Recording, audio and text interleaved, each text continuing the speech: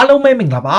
UK Matchday ရဲ့ Facebook နဲ့ YouTube Channel ကနေကြိုဆိုပါတယ်ဒီကနေ့ရဲ့နောက်ဆုံးရအားကစားသတင်းတွေကိုကြည့်ရမယ်ဆိုရင်တော့ Arsenal အသင်းကသူတို့ရဲ့ကွင်းလယ်ဖန်တီးရှင် Mesut Ozil ကိုကလပ်အသင်းရဲ့25ယောက်ပါတဲ့ Premier League လူစင်ကိုထုတ်ပြန်ကြေညာတဲ့အခါမှာဖယ်ထားခဲ့တဲ့ Ozil အနေနဲ့တော်တော်ကိုစိတ်ပြက်လျက်ရှိနေတဲ့သူက Arsenal ပြည်သက်တွေကိုအိတ်ဖွင့်ပေးစာတစ်ခုပို့ခဲ့တယ်အဲ့ဒါကတော့ Arsenal ပြည်သက်တွေကိုသူ့အနေနဲ့ဒီအသင်းကိုရောက်ရှိခဲ့တဲ့အချိန်ကနေလက်ရှိချိန်ထိသူဟာအသင်းအတွက်အမြဲကိုပေးဆက်ခြင်းနဲ့ဆန္ဒရှိကြောင်း2018ခုနှစ်မှာစာချုပ်သက်တမ်းတိုးသွားပြီးတဲ့အချိန်ကနေလက်ရှိချိန်ထိလည်းအသင်းကိုဘယ်တော့ဖြစ်ဖြစ်သစ္စာစောင့်တည်ခဲ့တဲ့တန်ရောစိရှိခဲ့တဲ့သူဟာအမြဲလိုအသင်းအတွက်ပါဝင်ပေးဆက်ခြင်းနဲ့လို့ပြောခဲ့တယ်ဒါပေမဲ့ကိုဗစ်ကာလမတိုင်ခင်မှာမီခဲအာတီတာပြောင်းလဲကင်လာတဲ့အခါမှာကလပ်သင်းဘက်က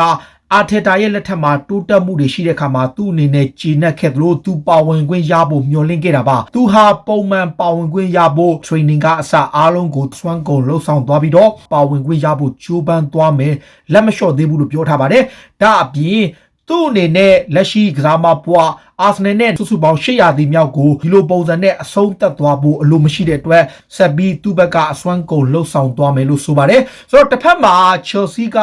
အနားယူထားပြီးသားဖြစ်တဲ့38နှစ်အရွယ်ရှိတဲ့ကိုသမားကြီးဖက်တစ်ချက်ကို Chelsea အသင်းရဲ့25ယောက်စင်းမှာထည့်သွင်းထားချိန်မှာ Arsenal က Ozil ကိုထည့်သွင်းထားခြင်းမရှိတာကပြည်သက်တွေပေါ်အများကြီးဝေဖန်မှုတွေရှိစေတာပါတစ်ချိန်တည်းမှာပဲ Arsenal ရဲ့ Ozil ပြဿနာမှာနောက်ွယ်ကဖြစ်ရတဲ့အများကြီးရှိတယ်နီးပြမီခဲအာတီတာမရွေးချယ်တာထက် Arsenal သင်းကသူ့ကိုအပိုစုချင်းငွေတွေ bonus တွေထပ်ပေးရမှာကိုမလိုလားတဲ့အတွက်လို့ဆိုပါတယ်ဆိုတော့အရှိလေပိုင်းကလပ်တွေက Ozil ကိုထပ်ပြီးကမ်းလှမ်းဖို့လုပ်နေသလို Major League ကလပ်တွေကလည်းခေါ်ဖို့ကြိုးပမ်းနေတယ်တစ်ချိန်တည်းမှာပဲ Socrates ကိုယ်တိုင်ကလည်းအသင်းကပါဝင်ခွင့်မရတဲ့အတွက်သူကိုယ်တိုင်ကလည်း Ozil နဲ့အတူ January ကာလမှာအသင်းကထွက်သွားဖို့ရှိတယ်ဒါပေမဲ့တချို့မီဒီယာတွေမှာတော့ Ozil အနေနဲ့လာမယ့်ရာသီမှာသာအလွတ်ပြောင်းရွှေ့ခြင်းနဲ့သူထွက်ခွာခွင့်ရရင်သူကြိုက်တဲ့ကလပ်ကိုစိတ်ကြိုက်ရွေးချယ်ခွင့်ရှိသလိုလောက်ခလာစာတွေလက်မှတ်ထိုးကြီးတွေနဲ့အများကြီးရနိုင်မဲ့အချက်တွေလို့ရှိတယ်ဆိုပြီးတော့သုံးသပ်ထားပါတယ်ခု Manchester United အသင်းကသူတို့အသင်းရဲ့ Stuttgart ဘတ်ဘန်နာယီရှင်းလင်းတန်းကိုထုတ်ပြန်ကြေညာတဲ့အခါမှာ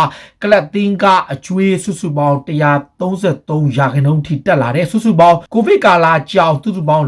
484တန်းထိရှိလာတယ်လို့ဆိုတယ်ဆိုတော့ United ကအဲ့ကိုဗစ်ကာလမှာစုစုပေါင်းသူတို့ငွေကဒီရှုံးထားတာကတန်း80လောက်ကိုဗစ်ကာလမှာသူတို့ဝင်ငွေတွေဆုံးရှုံးသွားတယ်ပြီးခဲ့တဲ့နှစ်ကဆိုရင်664တန်းထိရခဲ့တယ်ပေါင်ဆိုရင်တန်း900ကျော်ရခဲ့ရကနေအခုဆိုရင်23တန်းကျတယ်ဒါအပြင်တခြားဝင်ငွေတွေနဲ့ထိုးကြတဲ့အခါတစ်ဖက်မှာလည်းဒီကလပ်သင်းဘက်ကကျွေးမီတွေကလည်း484တန်းထိရှိတယ်လို့ဆိုပါတယ်အခု Valencia အသင်းရဲ့ကွင်းလယ်ကစားမကွန်ဒိုဗီယာကို Atletico Madrid ကအရှိန်ဟုန်မြင့်ကြိုးပမ်းနေစေဖြစ်ပါတယ် Atletico Madrid ကသူတို့အနေနဲ့ Thomas Partey ကိုမထင်မပဲထုတ်လိုက်ရတဲ့အတွက်သူ့နေရာမှာအစားထိုးဖို့အတွက်တောင်းဆိုမှုကိုလာလီဂါကခွင့်ပြုခဲ့ပြီးတလအခွင့်ပြုထားတယ်ဒါပေမဲ့ Valencia ကတန်း20ပေးရင်အရာခေါ်ယူခွင့်ပေးထားတယ်နိုဝင်ဘာ9ရက်မတိုင်မီမှာ Atletico Madrid အနေနဲ့အရာခေါ်ယူခွင့်ရှိတာပါဥရောပထိပ်တန်းလိတွေအားလုံးထဲမှာတော့ Premier League ကလပ်တွေဟာမန်နေဂျာကတန်းအရှိကြဆုံးလို့တွေ့ရပါတယ်ဒီကြားထဲမှာ Sean Dyche တို့တခြား Premier League နီးပြတွေအများကြီးပဲ Premier League မှာဖိုးသက်ရှင်နီးပြတွေအများကြီးပါဒါကြောင့် England Premier League က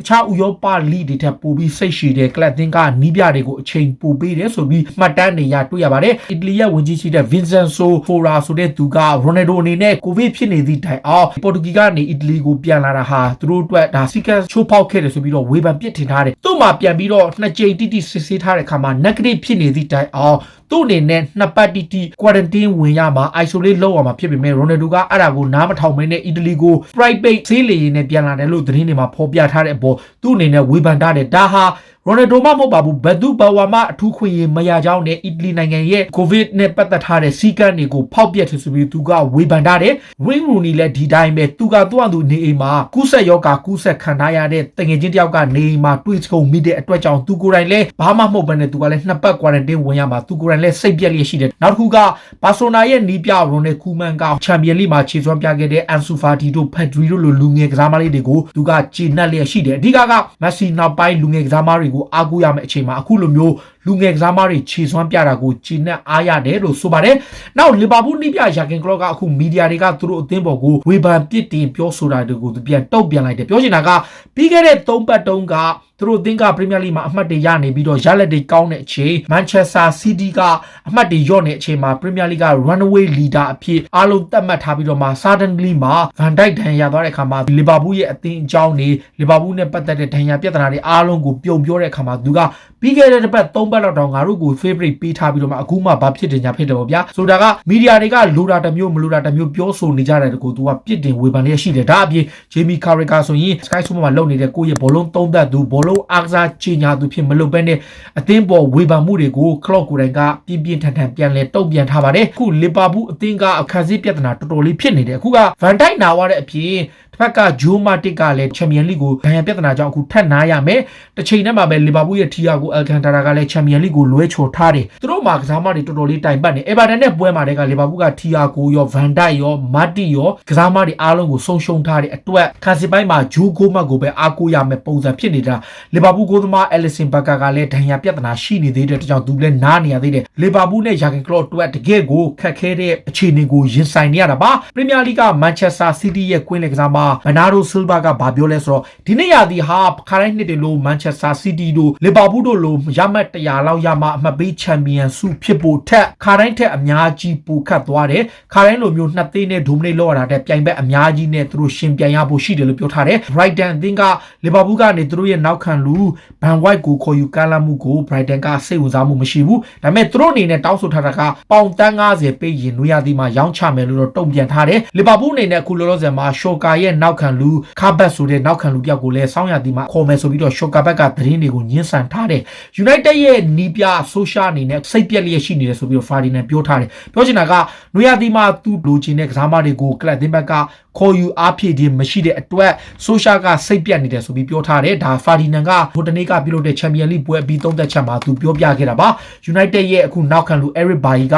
injury ကြောင့်နောက်ထပ် 3-4 ပတ်လောက်နားရအောင်မယ်လို့ဆိုထားတယ်နိုင်ငံတကာပွဲတွေတွားကန်ပြီးတဲ့အခါမှာ Eric Bailly တကောက်ကျိုးဒဏ်ရာရသွားတယ်သူ့အနေနဲ့ပြန်ကောင်းလောက်မယ်လို့မျှော်လင့်ထားပေမဲ့ဒဏ်ရာကမတက်တာပဲပြန်ဆိုးသွားတဲ့အထက်သူကနောက်ထပ်3ပတ်နဲ့4ပတ်ကြာနားရမယ်လို့ဆိုရှာကအတီးပြုထားတာပါလက်ရှိမှာပေးသက်တွေမျှော်လင့်ထားတာကဘာကြောင့် Mason Greenwood မပါလဲဆိုတဲ့အကြောင်းပါ Mason Greenwood ကအခုနောက်ပိုင်းမှာကျွန်တော်မြင်ထားတာက Manchester United ကသူတို့အနေနဲ့လူငယ်ကစားမလေးရဲ့အချိန်မလေးစားမှု training ကိုခဏခဏနောက်ကျတာတွေဟာကလပ်အသင်းဘက်ကသူ့ကိုသဘောမကျဘူးဆိုရှာကိုယ်တိုင်သတိပေးထားတယ်ဟိုတနေ့က PSG နဲ့ပွဲမခိုင်ခင်မှာသူ့အနေနဲ့ training ဆင်းနိုင်တာနဲ့တကယ်တမ်းမှာသူမပါလာခဲ့တဲ့အချက်ကနောက်ခွေကဖြစ်ရကသူဟာ training မှာအချိန်ချင်းနောက်ကျနေတယ်ဆိုတဲ့အချက်ကဆိုရှာအနေနဲ့သူ့ကိုသတိပေးထားတယ်လို့ပြောထားတယ်ဗျ။နောက် Chelsea အသင်းကလည်း Juventus နဲ့မှာအဆင်မပြေဖြစ်နေတဲ့ Paulo Dybala ကိုစောင့်ကြည့်နေတယ်။ Dybala ရဲ့ situation ကနီးပြ Andre Pirlo ကသူ့ထက်ဆူတင်ကစားမကိုပိုသုံးနေတယ်။ဒါအပြင် Ronaldo ပြန်လာရင်လည်းသူ့အနေနဲ့ chance ပိုနေသွားတာနဲ့အတွက်လက်ရှိနေထားရ Morata ကလည်းကစားခွင့်ရနေတယ်။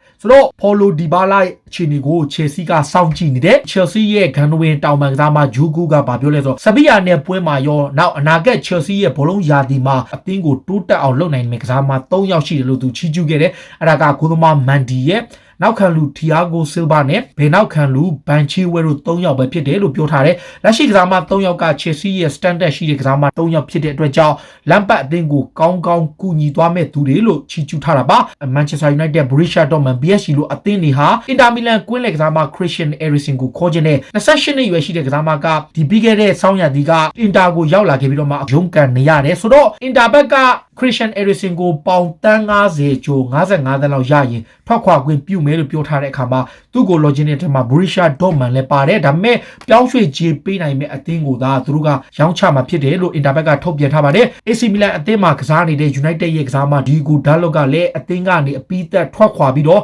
Milan ကို permanent ပြောင်းဖို့ကြိုးပမ်းနေတယ်လို့ပြောထားပါတယ်နောက်တစ်ခုကတော့အခုလောလောဆယ်မှာ Juventus အသင်းက Real Madrid အသင်းမှာမရေရာမသေးချာဖြစ်နေတဲ့ကွင်းလေကစားမ Isco ကိုသူတို့စောင့်ကြည့်နေတယ် Isco ကအခုလောလောဆယ်မှာ2018 Champions League ပြီးကြတဲ့ကတကြော့စီတန်းပြန်လာတဲ့အချိန်မှာသူပုံမှန်ကစားခွင့်ကမရေရတဲ့အချိန်မှာဒီနေ့ရာသီမှာတော်တော်လေးကိုသူ frozen လောက်ခံထားရတဲ့ကစားရတဲ့ပွဲကလည်းတော်တော်လေးနေတဲ့အခါမှာ Juventus အသင်းက Isco ရဲ့အခြေအနေကိုစောင့်ကြည့်နေပြီးတော့ Isco သာလင်အခွင့်အရေးရလို့ထွက်လာခဲ့ရင်သူတို့အနေနဲ့အရာခေါ်ယူဖို့အသင့်ရှိတယ်လို့ပြောထားတယ် Tottenham Hotspur အသင်းကလည်းသူတို့ရဲ့ဘယ်နောက်ခံလူ Danny Rose ကိုစာချုပ်ဖြတ်သိမ်းဖို့လုပ်နေတယ် Danny Rose က Spurs နဲ့စာချုပ်တက်နောက်ဆုံးနေ့သူကိုယ်တိုင်ကအသင်းမှာဆက်ရှိခြင်းနဲ့လက်ရှိနေထားရ Spurs ကသူ့ကိုစာချုပ်ဖြတ်သိမ်းဖို့ကြိုးပမ်းပြီးတော့ထွက်ခွာခွင့်ပေးဖို့လုပ်နေတယ် Danny Rose ကိုယ်တိုင်က Tottenham ရဲ့အကောင်းဆုံး left back တယောက်ဖြစ်ခဲ့လို့အင်္ဂလန်လေဝေးစင်မှာလည်းအားကိုးခဲ့ရပေမဲ့ Tottenham Hotspur ကသူ့ကိုအသင်းမှာနံပါတ်တောင်မပေးဘူးဆိုတော့အသင်းလက်မှတ်နီးပါဖြစ်နေတယ်သူက Newcastle လည်းအငှားမကစားတော့ပဲပြန်လာတဲ့အခါမှာသူ့အနေနဲ့အသင်းမှာမကစားရပဲနံပါတ်မရှိတဲ့အတွက်ပါကိုယ်တိုင်ကလည်းသူ့ကိုစာချုပ်ဖြတ်သိမ်းပြီးတော့ထွက်ခွာခွင့်ပေးဖို့ကြိုးပမ်းနေတယ်အင်္ဂလန်နဲ့ Newcastle နဲ့ခြေစမ်းပွဲပြတ်သွားပေမဲ့အင်္ဂလန်က Ireland အသင်းနဲ့ခြေစမ်းဖို့ကြိုးပမ်းတဲ့အခါမှာနောက်ဆုံးသဘောတူညီမှုရသွားတယ်အင်္ဂလန်က Ireland နဲ့နိုဝင်ဘာလအတွင်းမှာခြေစမ်းပွဲကစားဖို့ရှိပါတယ်ဒါတွေကတော့စိတ်ဝင်စားစရာနောက်ဆုံးရအားကစားသတင်းတွေကိုတင်ဆက်ပေးတာပါခုလိုမျိုးစိတ်ဝင်စားစရာအားကစားသတင်းတွေကိုနားဆင်ကြနေကြည့်ရှုကြတော့ UK Match Day ရဲ့ Facebook နဲ့ YouTube Channel ကို follow လုပ်ထားကြပါလို့တောင်းဆိုပါတယ်ဒါအပြင် comment မှာလည်းဝင်ရောက်မှတ်ချက်ပေးရေးသားနိုင်တယ်လို့ကျွန်တော်တို့ရဲ့အစီအစဉ်ကိုအားပေးကြည့်ရှုကြတဲ့ကဘာရရက်ကမြန်မာနိုင်ငံသူနိုင်ငံသားတွေအားလုံးကိုအထူးပဲကျေးဇူးတင်ကြောင်းပြောရင်းနဲ့အားလုံးကိုနှုတ်ဆက်ပါတယ်အားလုံးကျေးဇူးတင်ပါတယ်ဗျ